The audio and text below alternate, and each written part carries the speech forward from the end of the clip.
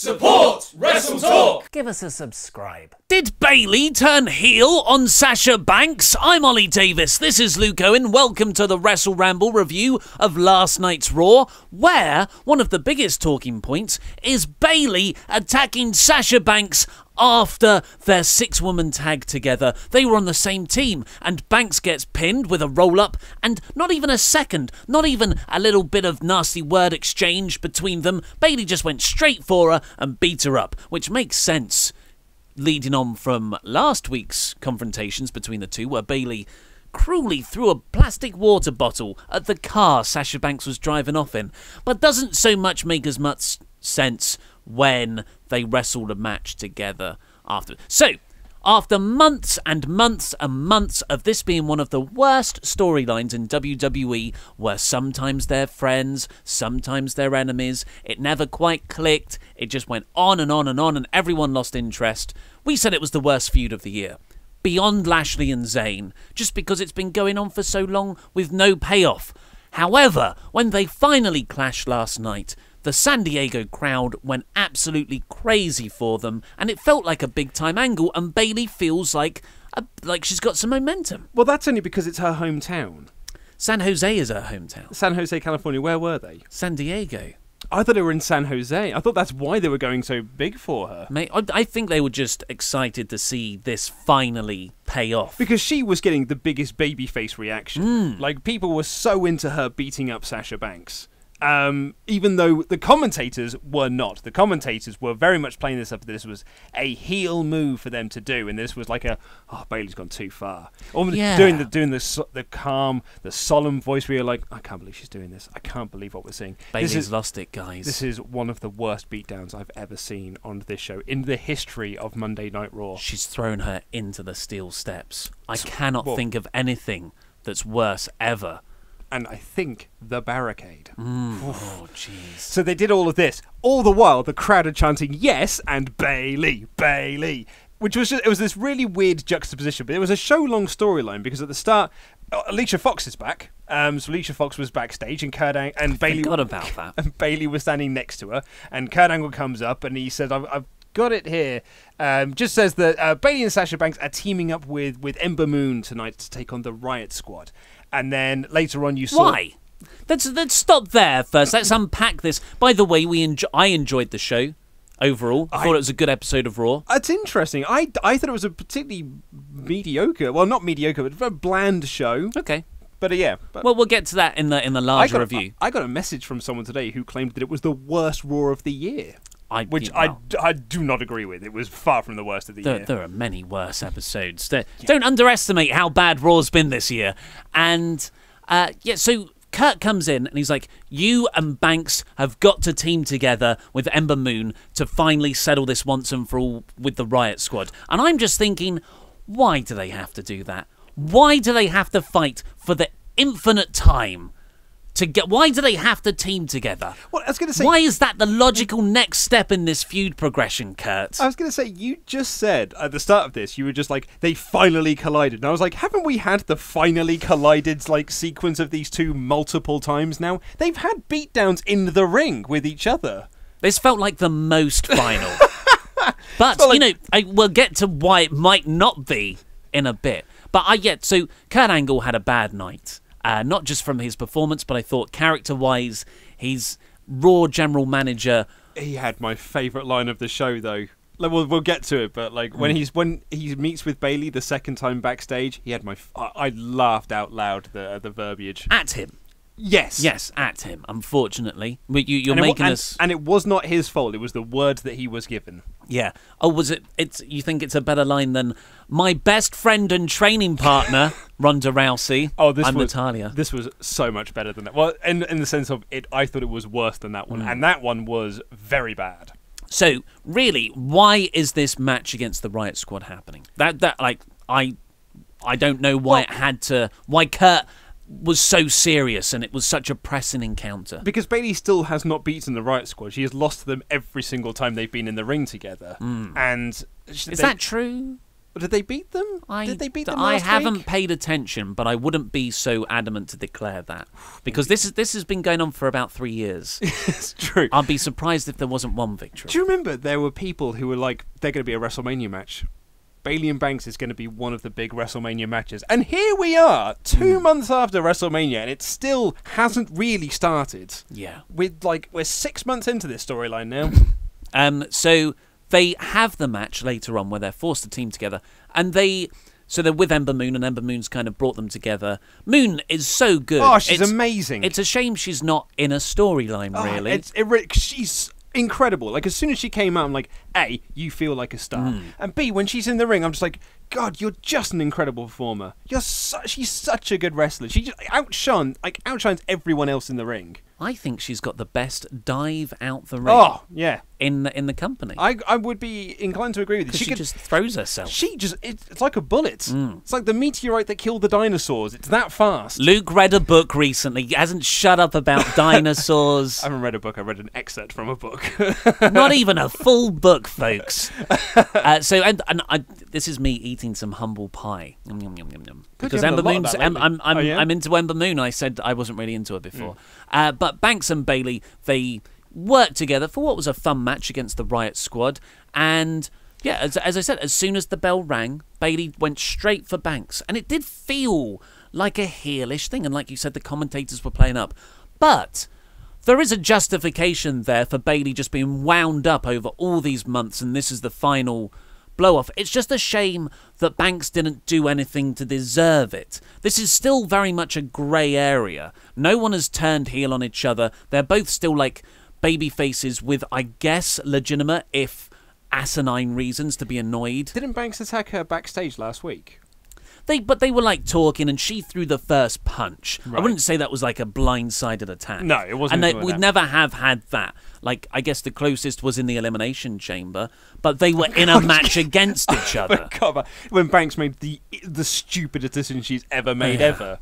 Oh, we've got a 2-on-1 advantage here. I'm going to eliminate one of the people that's helping me. Now's the time to turn on Bayley. And yeah, to answer the did Bayley turn heel?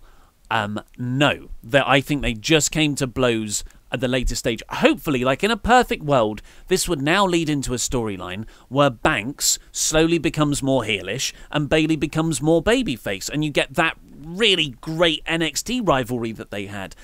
But after this match, Kurt Angle is, again, for some reason, very annoyed at Bayley. Considering what else happens on the show, where Braun Strowman flips people's cars willy-nilly, this is the thing that Angle's upset about. This is where I got my favourite line of the show. Go for it. Which is when he goes, "What are you doing out there? Do you not care about the women's revolution?" Oh, yeah, the Raw Women's Revolution. Like, who would say that? In a real-world scenario, who was that? Do you not care about the WWE Women's Revolution trademark? If I ever did, you just asking me that means I don't care about them anymore. I really struggle with Kurt's character at the moment because all these decisions and promos and segments that he has backstage has no weight to them whatsoever because he's just an one-dimensional authority figure. Sometimes he's undermined. Sometimes he's all-powerful. It's a really infuriating lack of consistency. This is a sentence that I never thought I would ever say, but thank God Baron Corbin's making Kurt Angle interesting. Baron Corbin's knocking it out the park, mate. He's great in this role. Yeah. He's so good. But did you think that if you'd have asked, 2 years ago, Kurt Angle's going to come back and he's going to be really boring, but you know who's going to save him? Baron Corbin. Yeah, no, I wouldn't have expected that. You're right, but, that's not to say that this is a complete win. This is like Baron Corbin is good for the rubbishness of this whole thing. Yeah. I mean, it's not like this is Steve Austin taking off. Yeah, and Kurt's angry, rather needlessly and for no reason, at Bayley, and he says, well, you are going to go to counselling or you're fired. And Bayley was like, what? And I was like, What? And this is where I knew it wasn't a Bayley heel turn, because I did write in my notes, is that supposed to be a Bayley heel turn? Because obviously it didn't really make a lot, because the crowd were like going nuts, but the commentators were very much playing like it was a very, like, you know, a really heelish action to do. But the first thing she said when she got backstage was like, Kurt, I can explain. I was like, oh cool, she's apologising for it. It's definitely not a heel turn then. Yeah, you had a legitimate badass moment where you were beating someone up and still over as a babyface. Yeah, that's scrap that immediately. Yep, better apologise for that. So on WWE's YouTube channel, they also uploaded a 40-second clip of Kurt Angle going to see Sasha Banks in the trainer's room after this match, and he informed her also that she will be attending counselling too. Yes, so when Kurt told Bayley that she was going into counselling, I thought, right, so it's the return of Dr. Shelby, right? And we're going to do some skits with that. Hell No. Team Hell No. And then I didn't know that there was this YouTube video until you showed it to me, and I was like, oh, right, yes, they're definitely going to be doing this sort of Team Hell No dynamic for Bayley and Banks. We get some skits next week, I guess. So Banks and Bayley are going to be forced to I imagine, to overcome their differences. This fills me with dread. It could be good. It could be good, because who really saw that Daniel Bryan and Kane thing taken off the way it did? And that was really, really fun. But then Bryan is a really good promo. Kane is good at straight man comedy, as you saw back in the Attitude Era and stuff like that.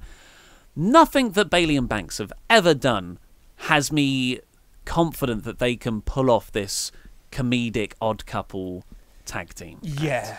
This does continue to be one of the worst storylines, if not the worst storyline WWE have done all year. But it was good. In the segment where she was beating her down, it was good and it was on fire. And then after, how do you follow up that hotness? With a joint counselling session. It sounds like crap. It sounds like real bad stuff. But, I was about to say, sometimes we say things are going to be really bad and then they turn out to be all right. But then there are other times when we're like, oh, that Bobby Lashley sister segment sounds like it's going to be horrendous. Oh, it was. Yeah, it was. Yeah. Yep. When everyone was like, hey, man, that interview backstage with Bobby, that was, that could pay off. Yeah, it could humanise him. What did we get the next week or 2 weeks later? Yeah, the Bobby Lashley sisters. Do not trust in this company. Just assume it's going to go bad, and then we can all be pleasantly delighted if Banks and Bayley hit it off as an odd couple tag team. Yeah. I just don't... There's not even any comedic potential here between the two. No, because I think they're going to play it straight. Yeah. I think they're going to play this 100% serious. Because it's like, not... you have to after that angle, right? At that angle and the commentary, you have to play that straight now. Because here's the other thing. Why are Banks and Bayley feuding? They are, or were, best friends, and now they're not. Exactly. There is nothing to sink your teeth into there. They're not even the larger-than-life characters that they were in NXT. Banks has been flattened out from her, I'm the boss, I carry bling and I make everything look cool. It's boss time. She's no longer that. She's just a female wrestler. Bayley is no longer the hugger with all the cool stuff and hugging fans. Underdog. Yeah, she's just a female wrestler. So now, how are you going to put just two flattened out female characters with a generic best friend relationship? Where's the comedy to mind there? I mean, how can they really compete against the best friendship of Natalya and Ronda Rousey? Or Alexa Bliss and Mickie James? So, let's get on with the full review. But before that, very quickly... Ooh, Cover Slayer. That's right, WrestleTalk issue 5 is available to order right now. Here it is, in all its 48 full-colour page glory. What have we got in here this month? Oh, all sorts of stuff. We've got all the latest, the news that you want to sink your teeth into, TV report, pay-per-view report, a full breakdown of the greatest Royal Rumble, loads of reviews, an interview with the prestigious one, Joe Hendry. Joe Hendry, and the Don Callis interview. And a Don Callis our other best buddy. And a very fascinating article on the history of the European title. If you are a it's like a 4-page history there. Yeah. If you're a bit of a geek when it comes to the wrestling history and the stats and bits like that. What a weird belt. What a weird belt it was. It was at one point prestigious, I think. You got D'Lo Brown, Al Snow. D'Lo Brown, the first ever Euro Continental champion. Yeah. But don't tell that to Kurt Angle because he doesn't believe that's true. And Kurt Angle will tell you that he was the first Eurocontinental champion, apart from D'Lo Brown, but he doesn't count. And how that can tie into the UK titles and these other sort of geographically specific championships that WWE have. Anyway, click the link in the video description below to order your copy now. Haha, it's a Raw review looking jacked, man! But the plugs for merchandise do not stop there. I've got a bit of a gift for you. Oh, what? It was a gift for me. Yeah. But I think that it's not. It's so much more than just for me. I feel it's for you. It's for everyone. It's stars. It's 6 stars all for the stars. everyone. So, my mother has she's not working as much anymore. She is taking sort of like semi-retirement. She's just choosing to work whenever she wants to work because she's self-employed. She's got her own business. So Great woman. Absolutely, she's a terrific woman. So she's been finding ways to fill up her time between them looking for their new house and moving. So this was given to me when I went to go see my mother on Saturday. Okay, so it feels knitted. It's in a bag. Really nicely. I've just seen what it is. Oh my word. It is a beanie hat with SWAFT written on it. SWAFT. Isn't that extraordinary? My mother made that. That's hand knitted. Oh. Like from scratch, that's hand knitted. So we can just put this in the set, or did you actually want to wear it? I'll probably will have it because this isn't available to order. No, it's not. I said this to my mum, though, because she's like, "Oh, you can show it on the show." Yeah. And I was like, "If we do that, Mum, we might get flooded with orders for them." And I don't know, like, I know you got some free time on your hands, but it took you 3 attempts to make this one because you keep getting the letters the wrong size. Did she keep trying to spell soft?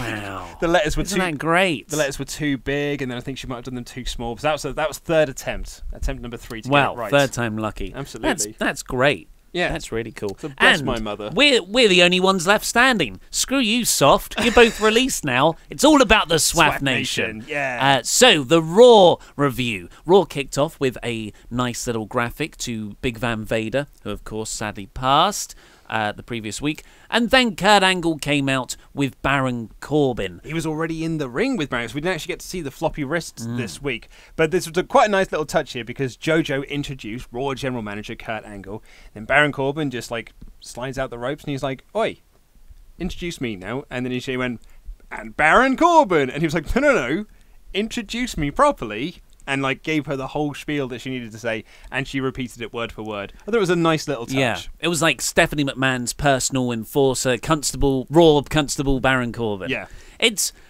he's really good in this role. He has such a smarmy smile that's difficult not to like. Actually, yeah, I think he's really, really great in this. Also, interestingly as well, they kind of changed up the story from the Seth loss last week. Because they never at any point mentioned the roll-up of the tights that Seth tried, or building that on from the Elias match and Money in the Bank. It was very much a case of Drew McIntyre cost him the title, and Dolph rolled up the tights. Hardly, yeah. And I was like, did Drew get involved?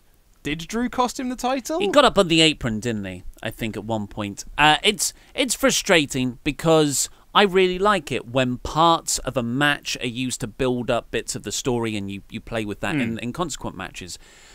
And I did say at the time, like, oh, I don't know where they're going with this. It feels like one of these roll-ups was a mistake. And maybe that is the case because they've just dropped it. But yes, and it does seem that they're building Seth and Drew, really. Yeah, it really does.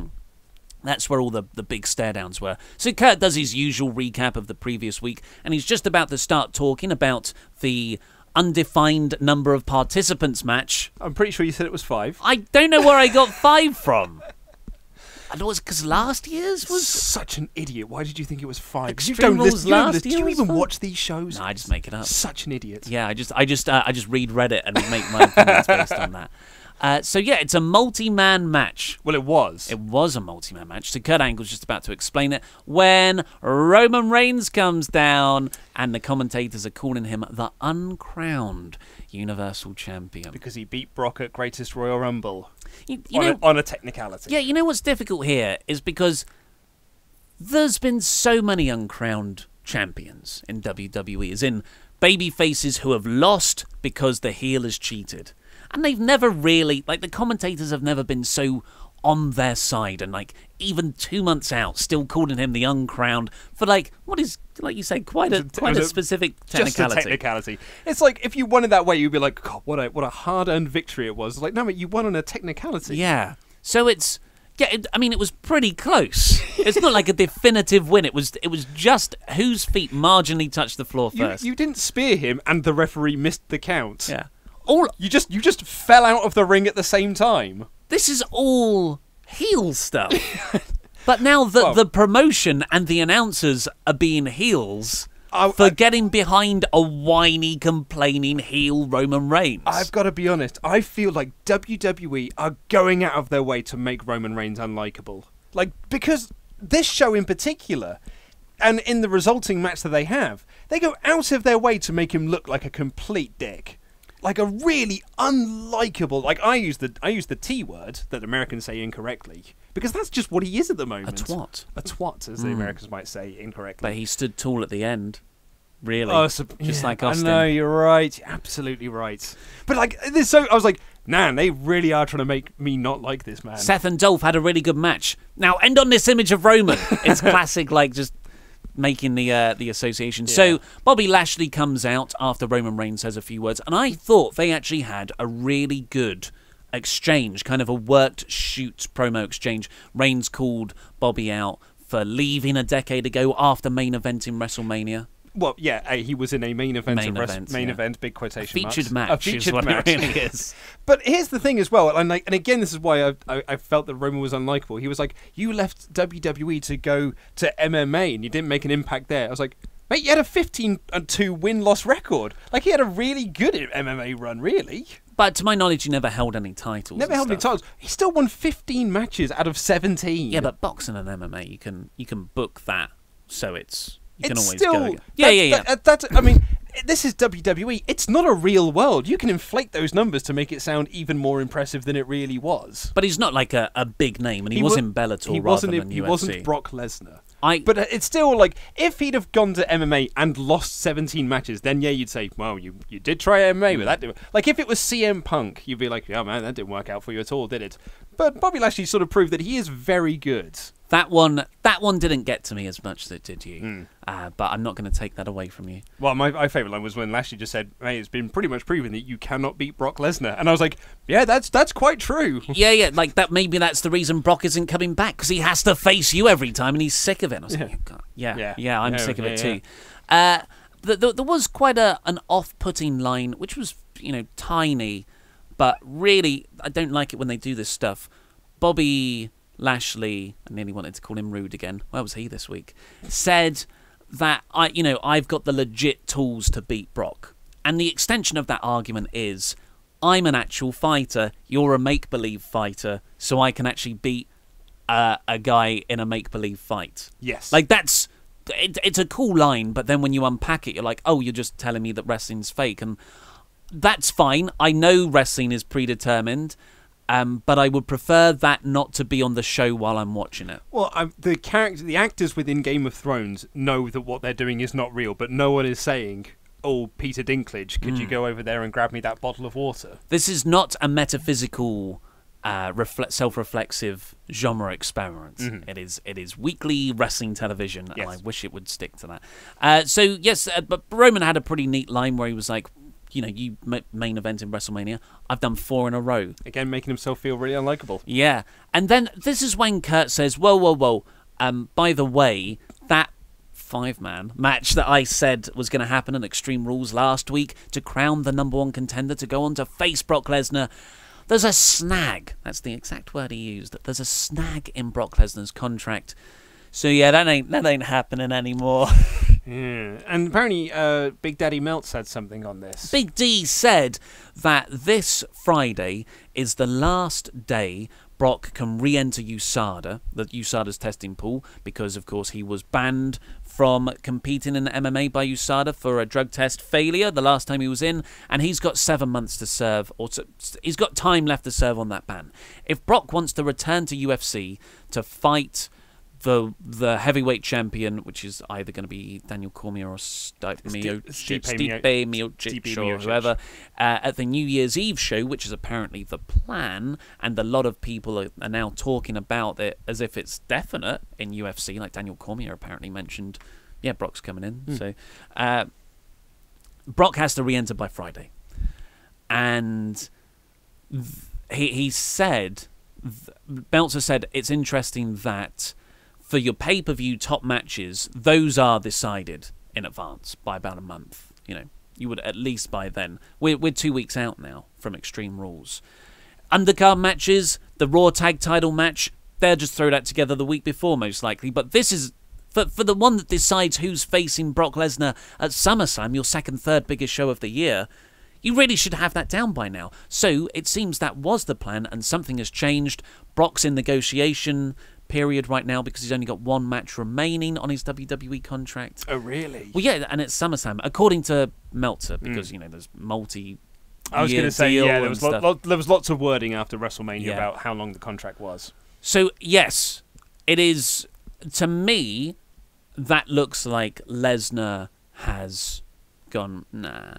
Yeah, that seems to me that way. And, yeah, I just wonder why, because he's a bit of a mercenary. I thought he was just doing it for the money. But maybe he's decided, no, actually, I want to face Chad Gable at SummerSlam. I'm going to drop the title to Chad.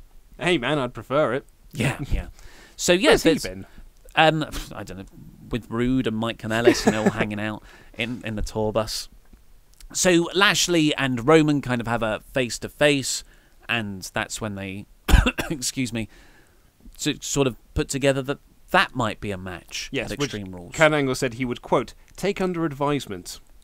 Whatever that means. Yeah. The Revival then come out and say, hey, don't just hand out opportunities or some nonsense. Well, this is, and so I know you said you enjoyed this show. Sorry, I just knocked my microphone there. I know you said you enjoyed this show, and I'm not going to say you're wrong. But, you know, if you enjoyed the show, then you enjoyed the show. But I think one of my issues I had with this show is that it felt very much Control-C, Control-V from last week. Yes. Like, this was the exact same match we had last week.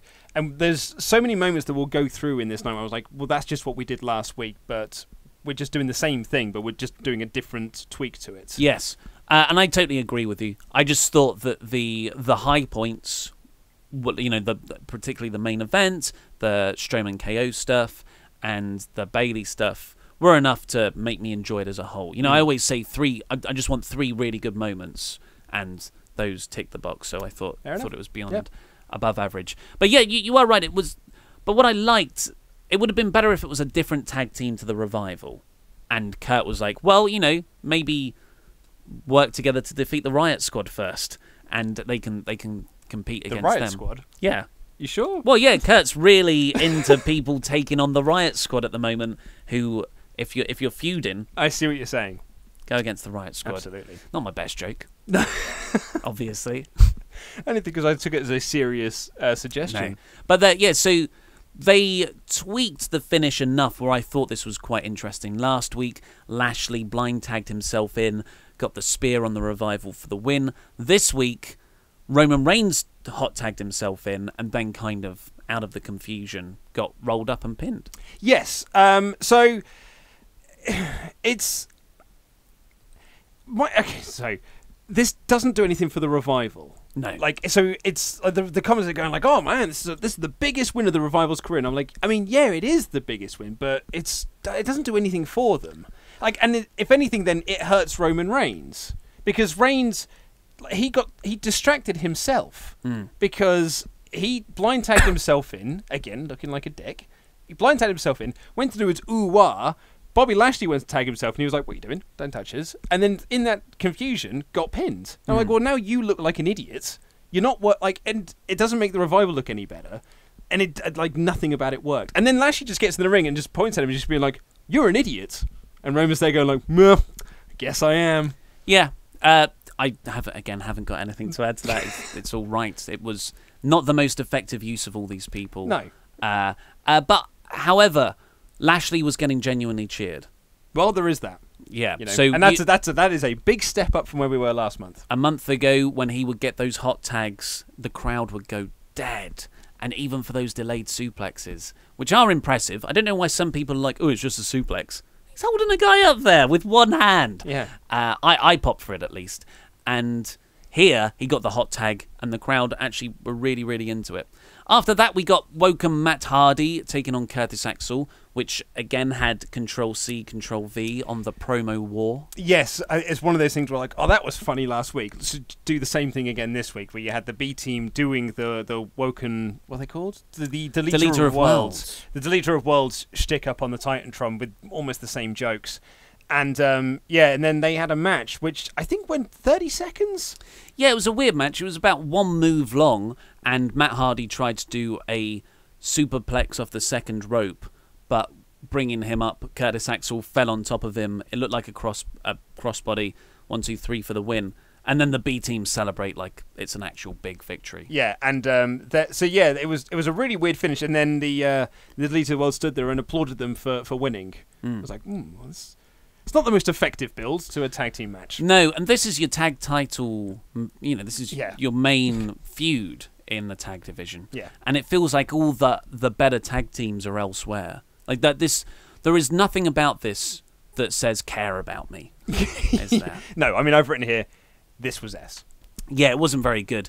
Then we got the Rey Mysterio ad for WWE 2K19. God damn, 2K are great at adverts. I mean, I thought they were going to struggle to top last year's, because last year's was awesome. The architect burning everything down. No, that was, it might have been the year previous. It was the rap one they did last year. Oh, yeah. No, it was Seth last year, but they did two. The rap one was really good, yeah. It was great. So it was Snoop Dogg one. Yes, that's the one, yeah. And this was also excellent to announce that Reg Mysterio is the pre-order bonus for WWE 2K19.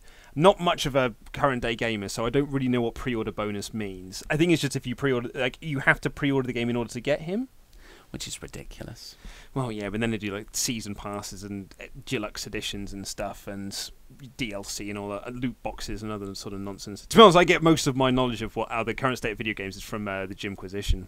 I get it from Fakador. He's always talking to me about stuff. And he's really trustworthy. And he's so knowledgeable about it. Authors of Pain are back. We then cut backstage. Yep, they are. And they're just walking along being big authors of pain, and a crew member has the guile to stand there. So one of them, I can't remember Razor and Akam, one of them just stops, looks at the guy, and shoves him into a load of equipment, which I thought was fun. But Titus Worldwide didn't, because they stopped him and talking scripted stuff. The ring crew worked very hard. Showed them some respect. I'm like, mate, there's a difference between that. Like, show them some respect makes it sound like you've knocked some papers out of their hand. That was a physical assault.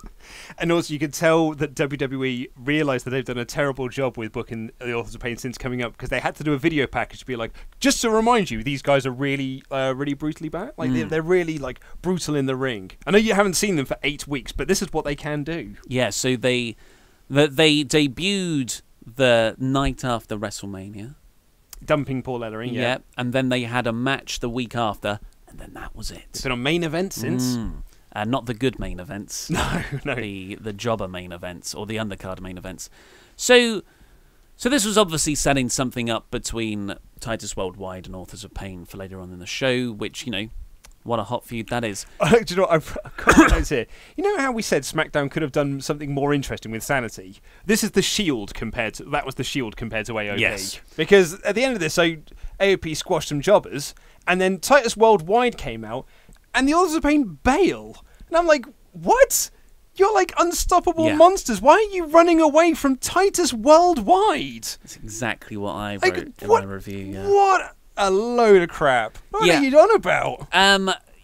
So they what would have been much better is if Titus Worldwide ran in there and the Authors of Pain just like stood up and looked at them, and then Titus Worldwide realize, oh God, what have we done? And then they get beaten up too. Like that makes, like, because who cares about hurting Titus Worldwide? They're not going to go beyond a certain level. Whereas Authors of Pain really could be top stars in the division. But even though it's not like they ran away with their tail between their legs, they ran away because, haha, we're dastardly heels. But not the most effective way to use them. Yeah. At all. So now, Authors of Pain, after 2 months away, are feuding with Titus Worldwide. Like, that was the big plan, to bring back Authors of Pain. That was what creative had for them. Yeah. Next up, we had Kurt backstage with Baron Corbin, and Finn Balor walks in. He's like, "Oh, gosh darn it. Gosh darn it, Kurt. I thought I was going to get to..." He's Gerald Briscoe, by the way. Or Wes Briscoe? Gerald Briscoe. Gerald, you got it right. I thought I was going to get a chance to take on Brock Lesnar and win back the Universal Championship. I never lost. Oh, gosh darn it, Kurt. And Braun walks in and goes, "Hey, guys, I've been feeling a bit bad about Kevin Owens. Yep. I want him to be my friend now. So I'm going to tag with him this week, and I'm going to do it against you two." And he points at Balor and Corbin. And I guess you've got some Control-C, Control-V comments for this? Well, yeah, again, it's just more Control-C, Control-V. Also, I thought, aren't Braun and Finn friends? Wasn't that what was decided last week? So, Strowman's gimmick, and I don't hate it, appears to be at the moment, I'm so powerful that I can just choose who my friends are this week. I'm going to help you. I've helped you, Finn. I helped you last week. Now I will help this one. Sorry, Finn, you're not my friend anymore. Yeah.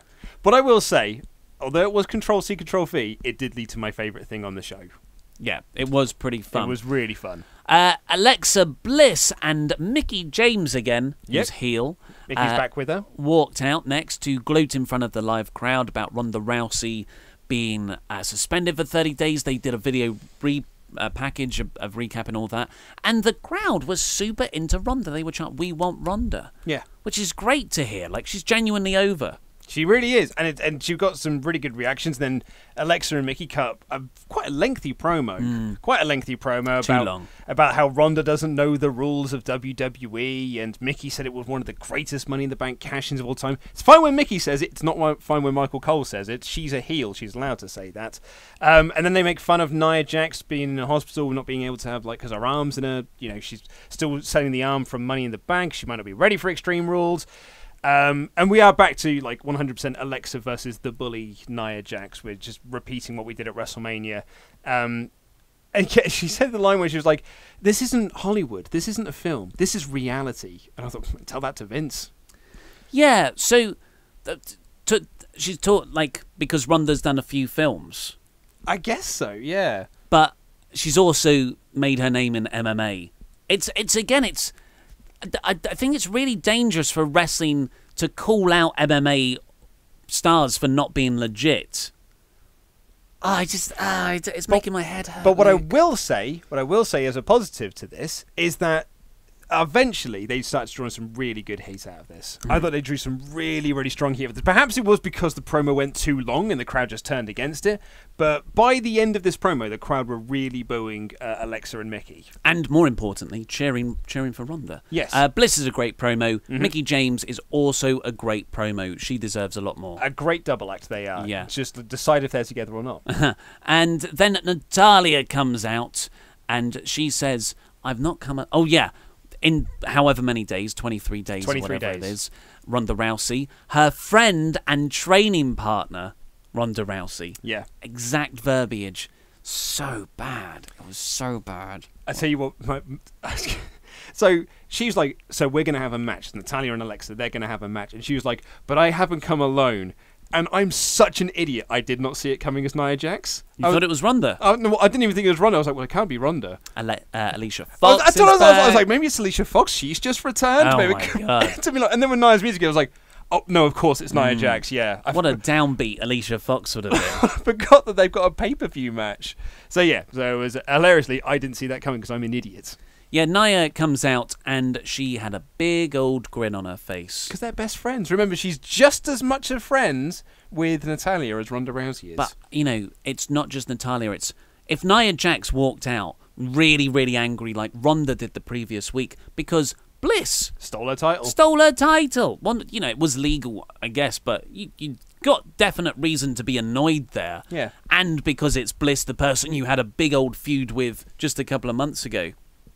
Really didn't like Nia coming out. Smiley, right? And they had a nothing match, which was mostly rest holds. A really nothing match. It started in the commercial break as well, and then came back to nothing. Like, really, really nothing. And then, also, in Alexa Bliss's promo, she was making fun of Natalya posting too many pictures on social media because they're recording something for Total Divas. And then the commentators also made fun of her doing it on commentary as well. So I'm guessing it's a rib on Natty that she's posting too much on social media. Raw is a heel show. The announcers are heels. SmackDown is a babyface show. I see. Everything on Raw is to make you annoyed at it.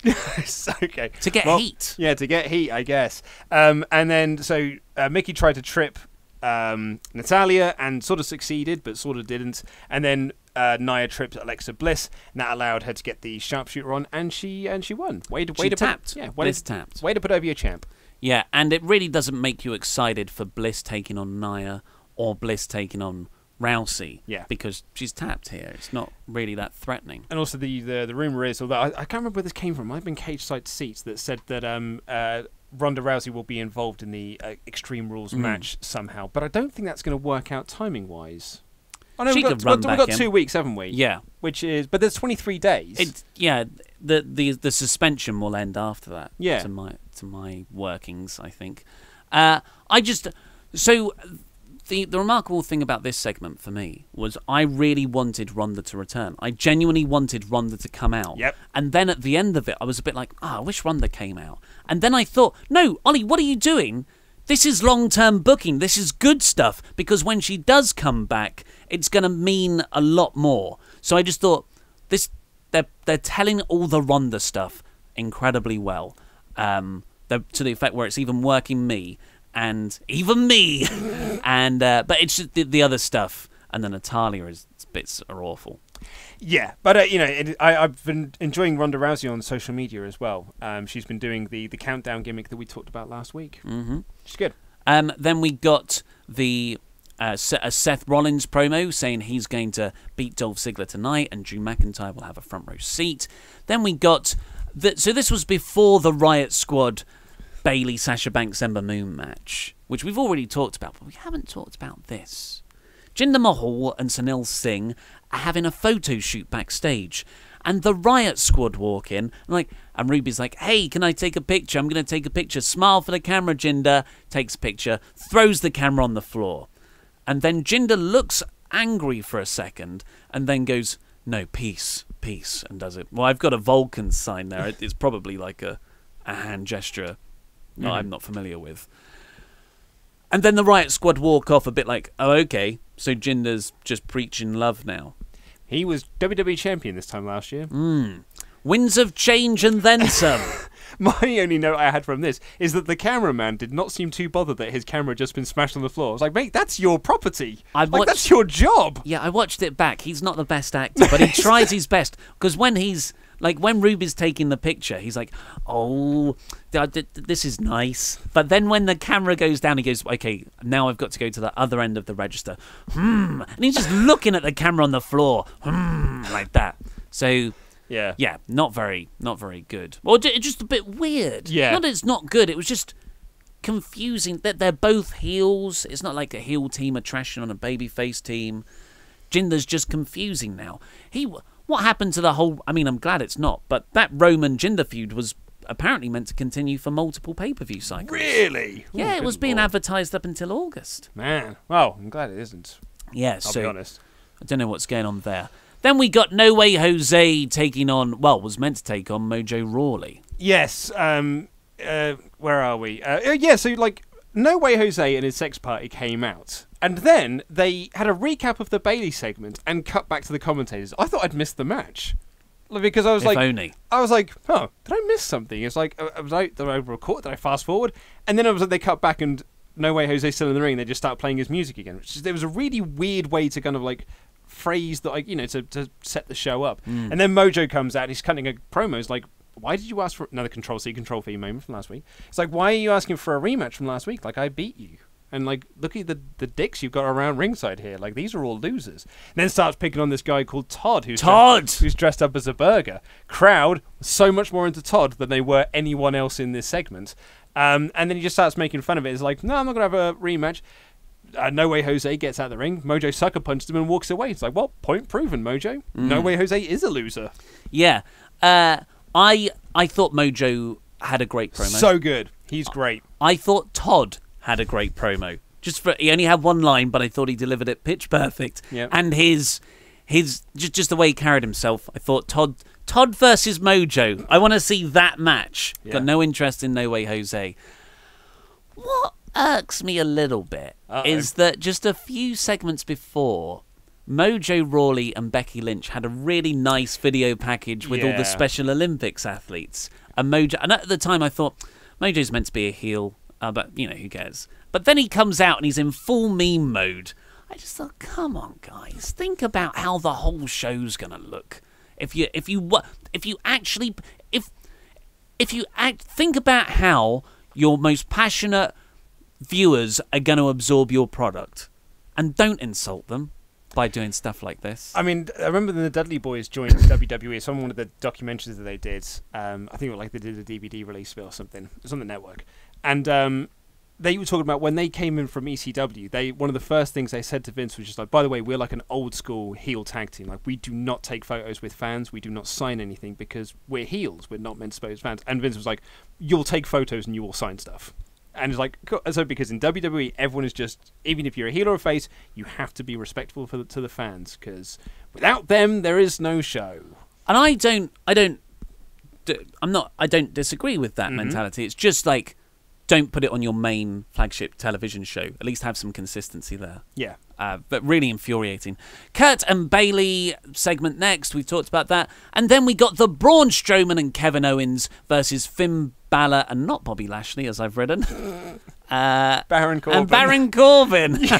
If any name begins with B, it's a struggle for you. Yeah, they're all Bobby Lashley at the moment for some reason. Braun Strowman isn't. No, actually, you're right. He's the only one that gets away with it. But he's the only one who really has character. That's a good point. I liked this match. Loved this. The crowd weren't as... This was probably the quietest the crowd were all night, weirdly. And I guess it's because the dynamics were a bit weird with a heels tagging with faces against heels tagging with faces. But I like the interplay. I thought the Strowman-Owens stuff was really cute. So funny. Of Strowman kind of treating Kevin like Nicholas. From WrestleMania, and like there was a bit when Strowman hit the clothesline in the corner and Owens did a stereo cannonball the other side. Yeah, it was great. It was really good. Like double team move. Yeah, and like he tagged him and just showed, get in there, Owens. Yeah, and like, because Owens sold all of this brilliantly, where he was like, he was doing it because Braun had told him to do it, and Braun is scary. He's like, well, okay, mate, yeah, okay, oh, cool, I'll get in. I just thought it was really great. It was so funny. And it makes sense from what happened the previous week, because Owens was like, I can be your guy. Yeah. Let me be your guy. And this is Braun's like, okay, let's do it. And especially the bit at the end where Braun's like, you do the runaround spot. Yeah. And Owens like, yeah, okay. Yeah. I'll do it. And he knocks down Balor, but he goes straight into a Corbin clothesline. Yeah. I just thought this whole match was played out really, really well. I agree. Not the greatest finish in the world. Essentially, Corbin and Balor I don't mind it. I don't mind it. It's a TV match. It protects everyone. Absolutely fine. I don't mind. It's not the most creative finish, but it's fine. Absolutely doesn't hurt anyone in the slightest. And then Owens was just like, Owens is celebrating, like, we won! Like, they were both counting, doing the count out together, and I thought it was just great. And then he put out his hand to shake it, and Braun just was like, no. And then Kevin realised that, oh, this is just a one-time thing, and just scarpers, and just legs it as fast as he can up the ramp and out the building. And then Scooby-Doo style hides in a cupboard, and then he tries to escape, and he goes out and he finds some security guards to watch his back for all of 10 feet, but he, just in case Braun was there in those 10 feet, goes out to a valet. And the valet says, he's like, I need my keys. The valet says, I don't have your keys. And he's like, no, you do have my keys. He's like, I don't have your keys. That guy has your keys. Then the valet disappeared. Because I was like, he just left his post. You got to get out of there. Got to get out of Braun. Yeah. And then Braun throws him the keys and was like, I mean, you can try and drive your car, but that's where it is. And he turns around and it's been flipped over. And there's smoke coming out of it. And then, lovely touch, two men come up with fire extinguishers to try and put some of it out. I thought this was really funny. I really laughed. I thought it was great. Yep, I agree. There's a bit of me, though, that's like, oh, I wish the Kevin Owens Braun Strowman tag team lasted a couple of weeks. Absolutely. I did see someone else tweet me today saying, do you think that they're going to do a double turn? Owens face and Strowman heel? Yeah. No. Apparently, the advertisements have them both in a cage match for Extreme Rules. Oh, really? Yeah, Strowman versus Owens. That makes sense. I would have... So, I love this. like you, I thought it was really funny, especially the stuff outside the ring in the backstage area. I thought it was really well shot and put together. And I know Owens is a despicable heel, but he hasn't really been that way in recent weeks. I wish they did put Strowman and Owens together for a bit, and then at the end of one match or something, Owens maybe tried to go for Braun to get one up, and that's what motivates Braun to turn on Owens. He did like walk away laughing, like a dick. Because at the moment, Braun's being a bully. Yeah, he's being a bully, and it's fine at the moment. But if it carries on, it's going to be a bit like. Was it Sheamus and the Big Show? This is a while ago. There was a Sheamus Big Show feud. Jesus, that sounds like a WWE 2009 feud that no one possibly could have cared about. Yeah, no one did care about it. It was definitely Sheamus, but Sheamus was being so much of a bully, and he was the baby face. Oh wow! Yeah, and it was like, but I thought maybe it was Mark Henry he was up against, and it just wasn't working. Hopefully that doesn't happen here. No, but I overall I thought this segment was very funny. It was my favourite thing on the show by leaps and bounds. Really? It was my favourite thing on the show. Above what we're about to talk about. This was a very good match. But like as a segment, like I don't know. I think I really enjoyed the Braun stuff this week. I really enjoyed the Braun stuff too. I didn't enjoy that concession guy. Oh, the valet? No. When Braun runs to the back and Owens is hiding in the trainer's room, he asks this guy, like, where did Owens go? And the guy goes, hey, I'm just a concessions guy. I don't know who that is. Like, come on, man. The WWE stars. Make them feel like a big deal. No, man. That's why they can hide in plain sight and be espionage agents. Yeah.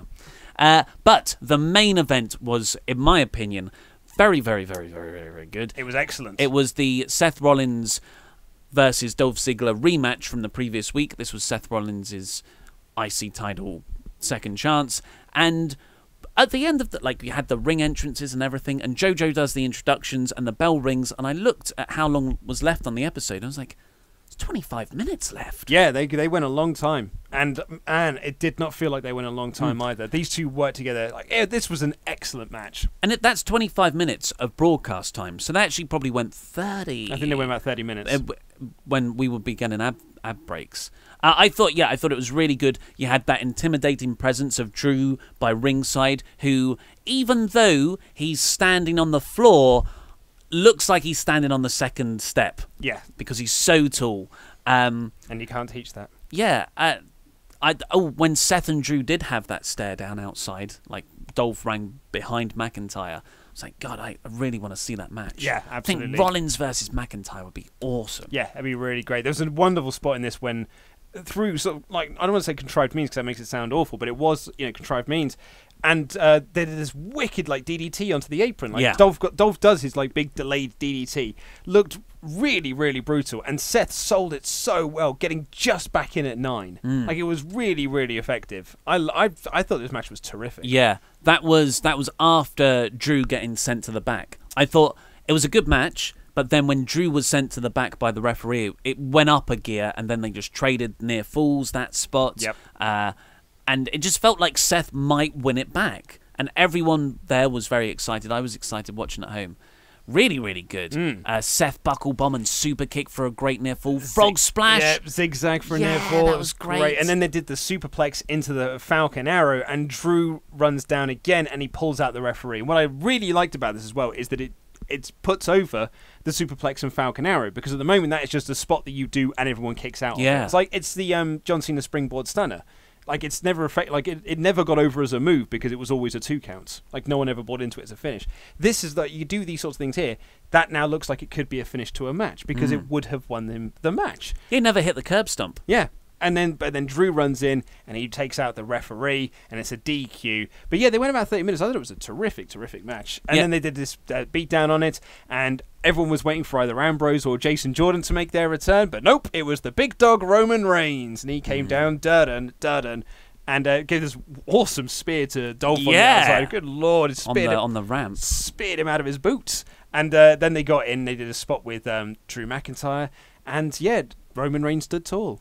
Yes. Yeah, so Roman won this match. Yeah, maybe that's why it's not my favourite thing on the show. It was because when you said, I was like, that's my favourite on the show, and you looked surprised. And I looked at God, that's Seth. and Dolph match was good. Why wasn't that my favourite thing on the show? You said, as we were talking about it, you seemed like you were enjoying it more. Yeah, I know. Yeah, so really good match. I thought sure, it's a DQ finish. I think that's fine on TV. I think it is as well. Yeah, and it protects Rollins. It keeps the title on Dolph. You set up a thing with Drew McIntyre and Rollins. Reigns is in the mix now. Like, I've got no interest in seeing Reigns in any feuds at the moment. No, but I do like that it's interconnecting storylines. Yeah, it's all connected. Yeah. I wouldn't have had Jason Jordan return there. I think that would have been a down note, actually. Dean Ambrose would be great, but that's 3 months out. Plus, it's not like a big enough storyline. Well, no, for but Ambrose to return. it's bringing them back into a tag team fold. Yeah, I suppose. So yes, I gave it a 4 out of 5 overall. I'd have given it an average. Interesting. Remember to go over to WrestleTalk's Twitter and website tonight, that's WrestleTalk.com, because we've got Andy Datson manning the stations for some live SmackDown reporting. He's very witty and he's very funny at what he does, and it's his birthday on Saturday. Hey, and we're going to see him. I'm going to see him at the New Japan show. I'm not going to see him because I'm at a wedding. But yes, that's all we've got time for this Raw review. So please click the videos that have just appeared on our laps to catch up with the latest WrestleTalk videos, and click this button here to subscribe to the podcast, which is totally free On that note, Google Play, a lot of people have got in touch about the Google Play podcast isn't updating. It's a Google Play issue. It's not with us. Apparently, Google Play now have a dedicated podcast app. You need to download that or something. I've been Ollie Davis, that was Luke Owen, and that was Rambling.